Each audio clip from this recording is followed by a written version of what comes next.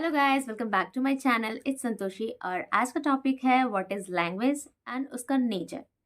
So let's get started with topic, क्योंकि introduction मैंने पहले दो वीडियो में काफ़ी दे चुका है, इसलिए अब डायरेक्ट टॉपिक से स्टार्ट करते हैं। So here we come. What is language?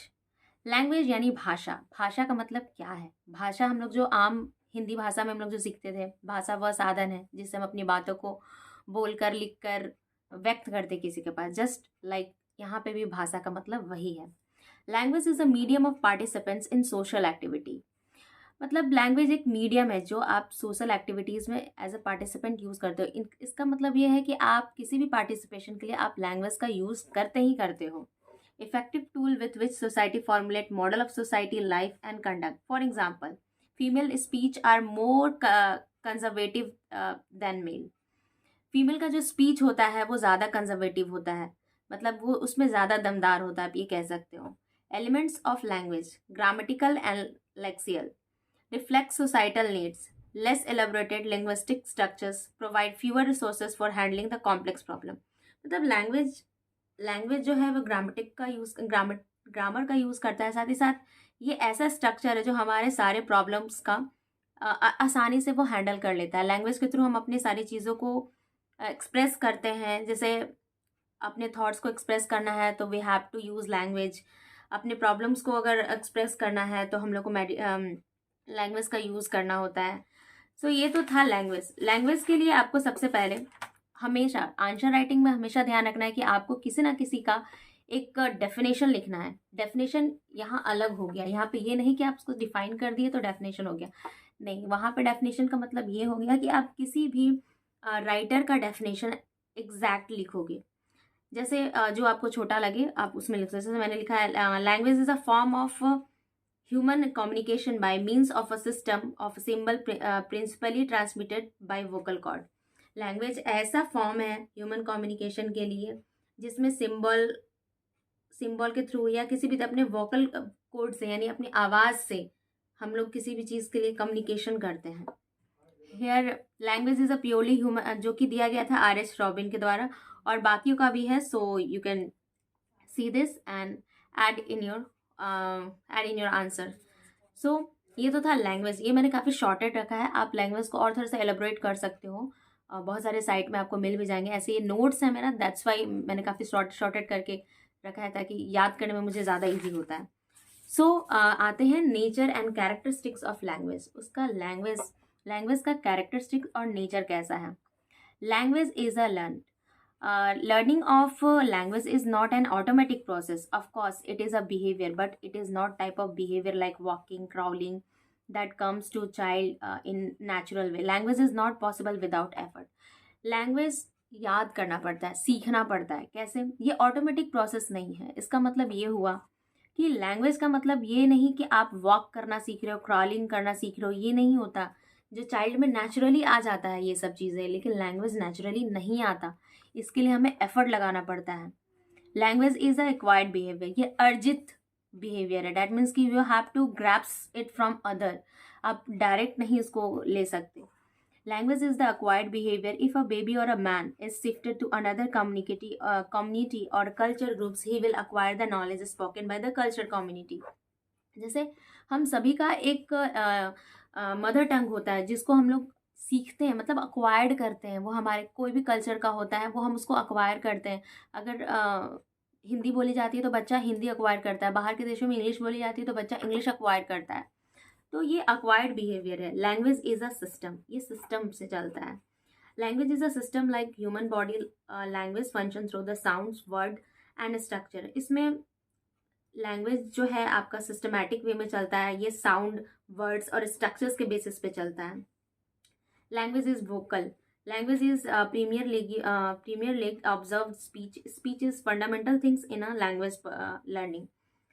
Language is vocal से आपको समझ आ रहा है कि ये गले से बोला जाता है। दैट मीन्स स्पीच के थ्रू हम लोग इसको बोलते हैं, एक्सप्रेस करते हैं। लैंग्वेज इज एवर चेंजिंग और डायनेमिक। लैंग्वेज हमेशा बदलता रहता है। ये कोई भी लैंग्वेज जो अर्थ में वो स्टैटिक नहीं है। वो ऐसा नहीं है कि आप जो लैंग्वेज बोल रहे हो वो पूरा दुनिया वाला बोल रहे हैं, नहीं। लैंग्वेज कल्चर के अकॉर्डिंग भी बदलता है, साथ ही साथ ग्रामेटिकल, वोकेबलरी, स्ट्रक्चर्स और फोनोलॉजी, ये सब के हिसाब से भी बदलता है। जो मान लीजिए कि हम किसी पोएम को लिखने में जो वर्ड्स यूज़ कर रहे हैं, हो सकता है वही दूसरा कोई लिख रहा हो लेकिन उसके वर्ड्स अलग हो सकते हैं, वोकैबुलरी वो अलग यूज़ कर सकता है, ग्रामर वो अलग यूज़ कर सकता है। इसलिए लैंग्वेज क्या है, एवर चेंजिंग है, दैट मीन्स डायनेमिक है, ये बार बार चेंजेस होते रहता है, ये फ्लैक्सिबल है, not rigid. Language is for communication, language as it is जैसे लिखा हुआ है काफ़ी ईजिली कि लैंग्वेज कम्युनिकेशन के लिए यूज़ होता है। आप किसी से भी बात करते हो तो you need a language for the social communication. Language is arbitrary. Language is arbitrary. That means there is no relationship between the words of a language and its meaning. ये arbitrary होता है, ऐसा नहीं है कि जो आप वर्ड्स बोल रहे हो वो उसका मीनिंग से भी मतलब सेम मतलब ही कुछ ऐसा निकलेगा। जैसे इसको और अच्छे से समझने के लिए मैंने एग्जांपल्स भी लिखा था। There is no reason why a language is called language. इसका कोई रीज़न नहीं है कि लैंग्वेज को लैंग्वेज क्यों कहा जाता है इंग्लिश में, और हिंदी में भाषा क्यों कहा जाता है, या ज़बान उर्दू में क्यों कहा जाता है। ये आर्बिट्री है, मतलब कोई इसका लिंकअप नहीं है वर्ड और लैंग्वेज से। Language is based on cultural expression, ये कल्चरल एक्सप्रेशन पे बेस्ड है। Every language is a product of particular society and culture. In each language there are words that shows specific of the community. आप देखोगे language से हम किसी का community के बारे में ज़रूर पहचान लेते हैं। अगर वो भोजपुरी बोलता है तो वी लिंक दैट कि वो यूपी का होगा, बिहार का होगा। कोई खोटा बोलता है तो वो झारखंड का होगा। बिल्कुल वैसे ये कल्चर एक्सप्रेशंस के लिए भी यूज़ होता है। Language is made up of habit, made of habit. A person can be said to be learned a language when he can speak it without any conscious effort. No language can be learned without sufficient practice, or language is known by use and not rules learning. Language is process of habit formation. यहाँ पे है कि ये habit में होना चाहिए, आप direct इसको नहीं सीख सकते। लैंग्वेज को आपको कॉन्शियस माइंड से एफर्ट लगा के उसको सीखना पड़ेगा। जैसे आप अपने कल्चर को भी, कल्चरल लैंग्वेज जो है वो आप तो सीख लेते हो, लेकिन जो बाहरी लैंग्वेज, जैसे हम लोग को इंग्लिश सीखने में शुरुआत में बहुत एफर्ट लगाना पड़ता था। डैट मीन्स कि एक एक चीज़ उसका बेस सीखना ये बहुत ज़्यादा इंपॉर्टेंट है। आप कोई भी लैंग्वेज सीख रहे हो, चाहे स्पेनिश सीख रहे हो, फ्रेंच सीख रहे हो, आपको उसको बेस का जानना, मतलब सिस्टमैटिकली आपको उसको समय देना पड़ता है। लैंग्वेज अपने आप में एक यूनिक है, ईच लैंग्वेज इज़ यूनिक, हर लैंग्वेज यूनिक है। कोई एक no two language are alike the same set, एक पैटर्न में नहीं चलता है। साउंड अलग होते हैं, ग्रामेटिकल उसमें रूल्स अलग होते हैं। Language is idealist, it means that it has its own individual characteristic. No two people speak exactly in the same way. There are variation in voice, speech and rhythm. Language idiolect है, मतलब कि यहाँ पे कहने का मतलब है कि उसका एक इंडिविजुअल कैरेक्टरिस्टिक है। अगर दो इंसान वो एक ही बात को बोल रहे हैं तो वो अलग अलग तरीके से बोल सकते हैं। किसी का पीच हाई हो सकता है, किसी का वॉइस हाई हो सकता है, किसी के बातों का रिदम अलग हो सकता है। सो ये अलग है। Language is universal, without language all trade and communication system will stop. Language एक यूनिवर्सल है, बिना लैंग्वेज के बिना ट्रेड और कम्युनिकेशन सभी के सभी रुक जाएंगे। लैंग्वेज अगर ना रहे तो कुछ भी चीज़ हमारे दुनिया में कम्युनिकेशन में बहुत प्रॉब्लम हो सकता है। ये हेट्रोजीनियस है नेचर में।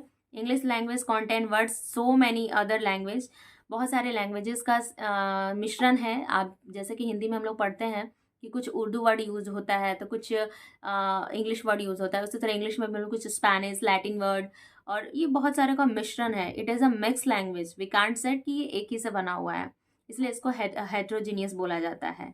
सो ये nature and characteristics of language था, और लैंग्वेज का थोड़ा सा डेफिनेशन था। आई नो कि काफ़ी कम डेफिनेशन था, बट कोई नहीं, आप उसको एक बार ही देख लेना।